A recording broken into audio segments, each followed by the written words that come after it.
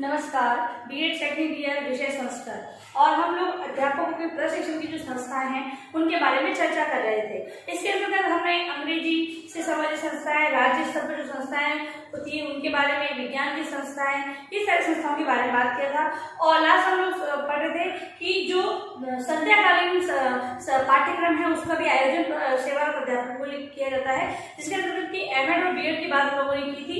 और एमएड का जो पाठ्यक्रम है वो हाल में समाप्त कर दिया गया है और इस बारे में हमने चर्चा की थी। आज हम बात करेंगे कि ग्रीष्मकालीन जो संस्थाएं हैं वो किस प्रकार लगाई जाती है, उसका समय अवधि क्या होती है और उसमें क्या क्या चीजें एक अध्यापक को सिखाई जाती है। सेवारत इन सभी में टीचर रहते हुए किस प्रकार अपने जो योग्यता में बढ़ोतरी कर सकता है और नवाचारों से किस प्रकार अवगत हो सकता है। तो ग्रीष्मकालीन अध्यापकों के लिए ग्रीष्मकालीन संस्थाएं, अध्यापकों के लिए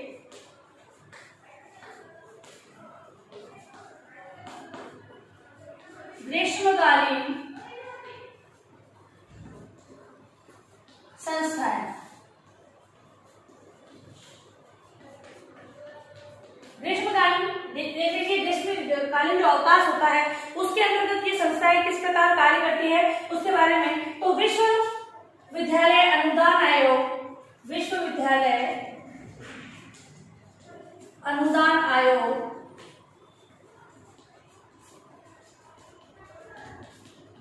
विश्वविद्यालय अनुदान आयोग के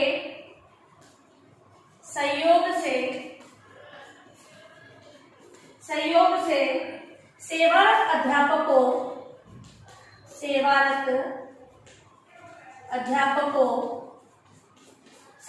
अध्यापकों के लिए विशेष रूप से विज्ञान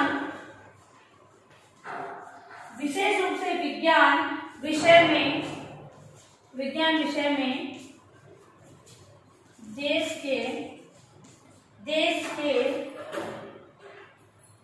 विभिन्न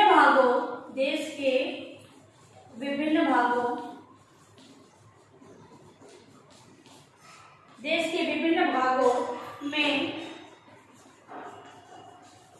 गर्मी के अवकाश, जो ग्रीष्मकालीन अवकाश है गर्मी का अवकाश, गर्मी के अवकाश में प्रशिक्षण व्यवस्था की जाती है। इन संस्थाओं के बारे में आप लोगों को एज इट इज याद करना होगा। इसके बारे में हम बनाकर नहीं लिख सकते हैं। ये संस्थाएं क्या कार्य करती है, इनकी स्थापना क्यों की जाती है, ये सारे क्या उद्देश्य होता है इनका, ये सारा हमको एज इट इज याद करना होगा। ठीक है। फिर दूसरी बात है ऐसी संस्थाओं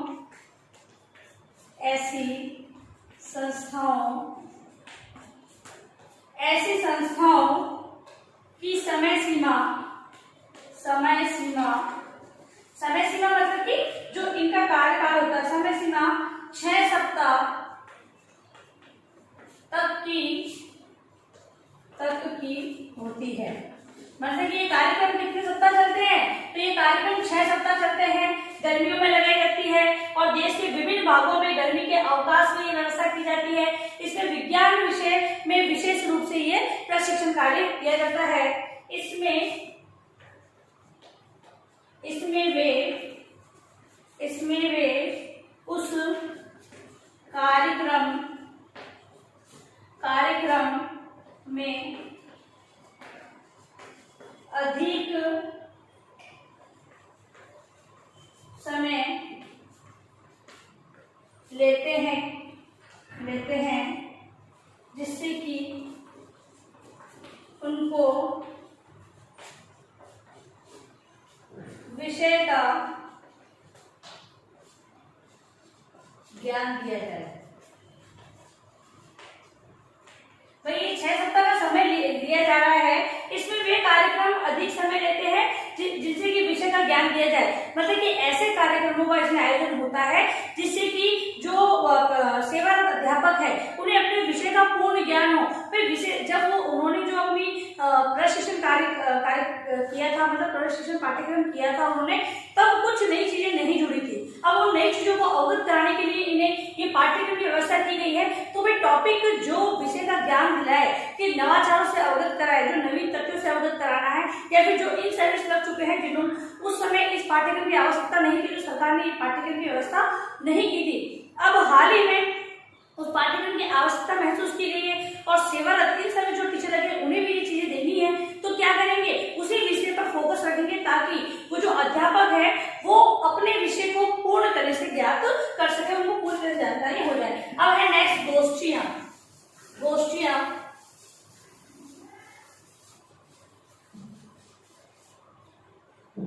नेक्स्ट है गोष्ठियां। गोष्ठियों के अंतर्गत भी सरकार है वो समय समय पर कोई नवीन नवाचार आते हैं, उनसे संबंधित गोष्ठियों का आयोजन, सेमिनारों का आयोजन करवाती है, जिससे कि क्या होता है कि जो विषय होता है वो सब अलग अलग पक्ष वहां पर मिलते हैं विषय की, और विषय की पूर्ण जानकारी हो जाती है, क्योंकि वहां पर विशेषज्ञों को बुलाया जाता है, उनके वक्तव्यों को रखा जाता है, और वक्तव्यों को सुनकर हमें जो एक्चुअल स्थिति है, जो मतलब की वास्तविकता है, किसी भी चीज की, किसी भी टॉपिक की जो वास्तविकता है उसके बारे में हमें ज्ञात होता है, क्योंकि हमें अलग अलग विशेषज्ञों द्वारा अलग अलग जो वक्तव्य मिलते हैं उससे हम ये सब चीजें ज्ञात कर सकते हैं। तो गोष्ठियों की व्यवस्था भी की जाती है, सेमिनार अथवा गोष्ठियां, सेमिनार अथवा गोष्ठियां, सेमिनार अथवा गोष्ठियां का कार्यक्रम, ये भी अध्यापक को प्रशिक्षित तो कर ही रहा है किसी भी प्रकार से।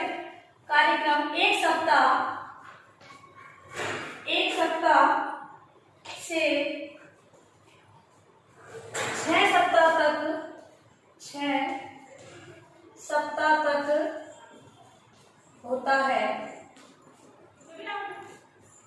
1 सप्ताह से 6 सप्ताह तक होता है। गोष्ठियों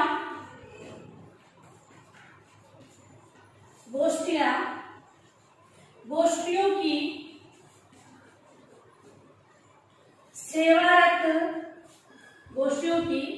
सेवारत अध्यापकों के प्रशिक्षण में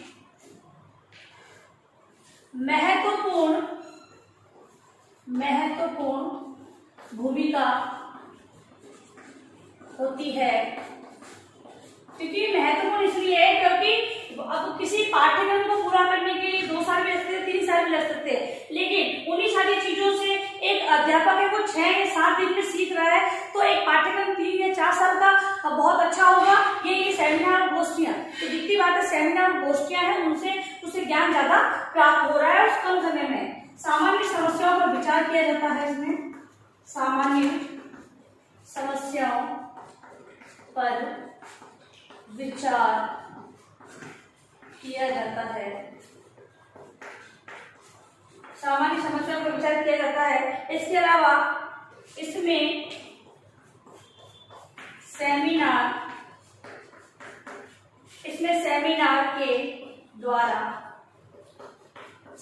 के द्वारा ज्ञान और अनुभव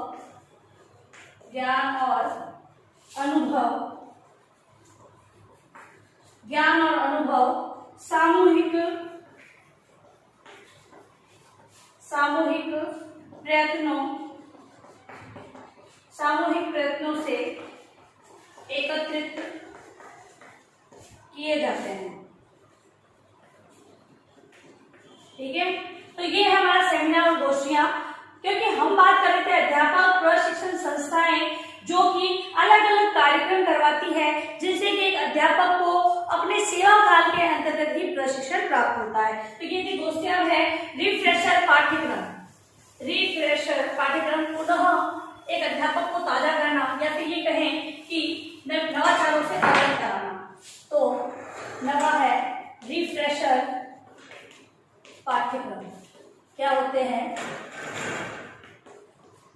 रिफ्रेशर पाठ्यक्रम? नए पाठ्यक्रमों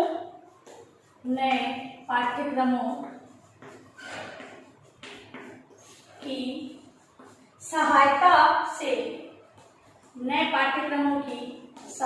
से नए पाठ्यक्रमों की सहायता से अध्यापकों के मध्य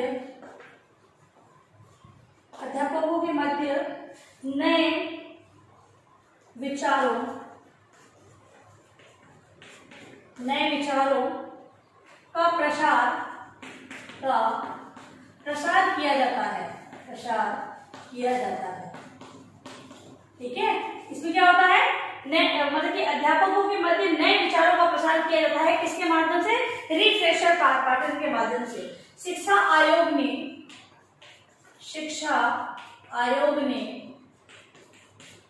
सुझाव दिया है कि प्रत्येक शिक्षक को 5 वर्ष, कितने? 5 वर्ष में 5 वर्ष के बाद 3 माह के लिए, अब ये पाठ्यक्रम की समय सीमा क्या है? 3 माह के लिए आवश्यक रूप से इस प्रकार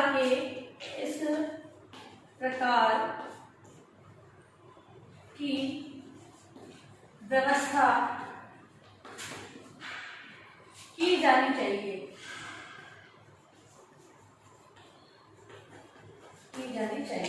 फिर है क्षेत्रीय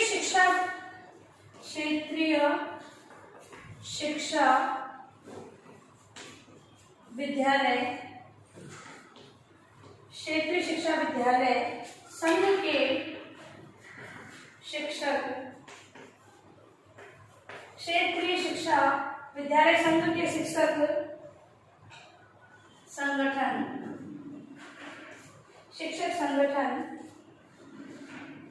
ने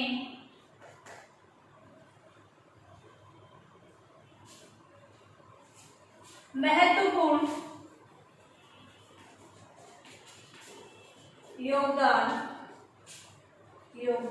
दिया है।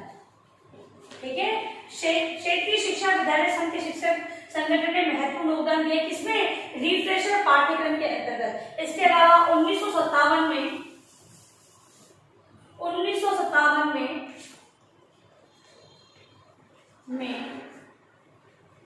शिक्षा विद्यालय 1957 में भारतीय संघ, क्या? भारतीय संघ को, ये महत्वपूर्ण बिंदु है। इन लोगों को, इस तीन बिंदु को आप लोग याद कर लेंगे तो हमारा टॉपिक है वो क्लियर हो जाएगा। संघ के शिक्षक संगठन ने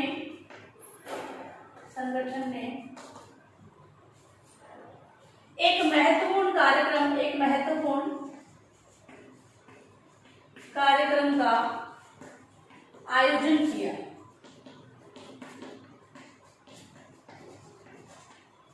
ठीक है, और इसके अंतर्गत एक बिंदु और है, पाठ्यक्रमों के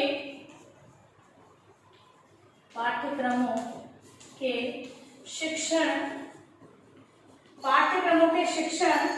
कार्य हेतु प्रशिक्षण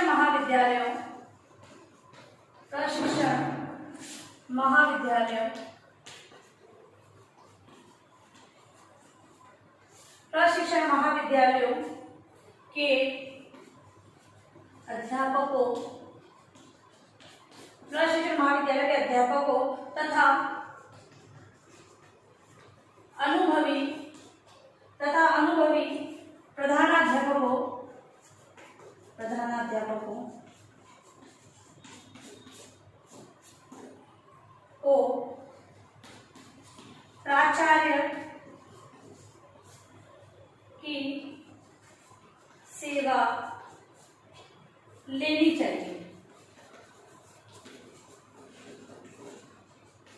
ठीक है, तो अब इसके अंदर क्या है कि जो अनुभवी प्रधानाध्यापक है, प्राचार्य, इनको क्या करना है? इन कार्यक्रम के अंतर्गत अब सेवा लेनी चाहिए, मतलब कि इस कार्यक्रम को उन्हें करना चाहिए, जिससे कि उनके अंतर्गत जो जिस शिक्षा कार्य से वो जुड़े हैं उनके अंतर्गत वो नवाचारों से अवगत हो सके। अब है आपका गृहकार्य प्रश्न। गृहकार्य प्रश्न के अंतर्गत आप अध्यापकों के लिए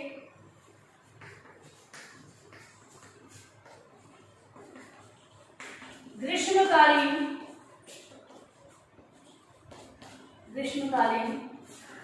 पाठ्यक्रम, संध्याकालीन पाठ्यक्रम, फिर है गोष्ठियां या सेमिनार, गोष्ठियां सेमिनार तथा रिफ्रेशर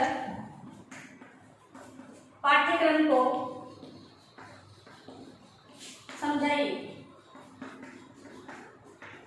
ठीक है, ये जो टॉपिक हमने 6 से लेकर 9 तक के जो किए थे उनके बारे में आप लोगों को व्याख्या करनी है। और अंत में आप लोगों से निवेदन है कि आप लोग जब भी घर से बाहर जाए तो मास्क पहने और फेस को कवर करके जाए। बाहर जाते हैं तो सोशल डिस्टेंस जरूर मेंटेन करें। यदि सार्वजनिक स्थलों पर आप जाते हैं तो हाथों को बार बार सैनिटाइज करते रहें। सुरक्षित रहे, सभी का ध्यान रखें। धन्यवाद।